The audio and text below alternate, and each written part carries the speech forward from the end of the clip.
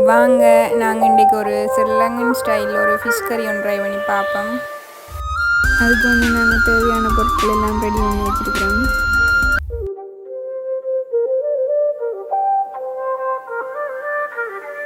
இப்போ தேவையான அளவு எண்ணெய் ஊற்றுவோம், வெந்தயம்,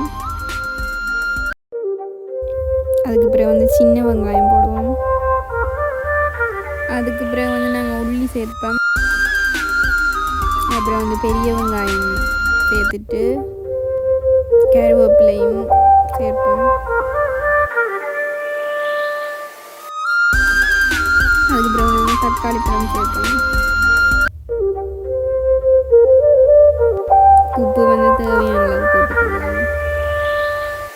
அதுக்கு பிறகு நாங்கள் தூள் சேர்ப்போம்.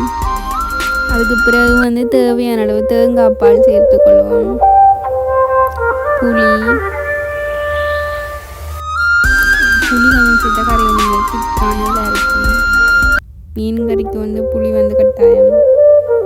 அதுக்கு பிறகு நாங்கள் க்ளீன் பண்ணி வச்ச மீனையும் சேர்த்துக்கொள்வோம்.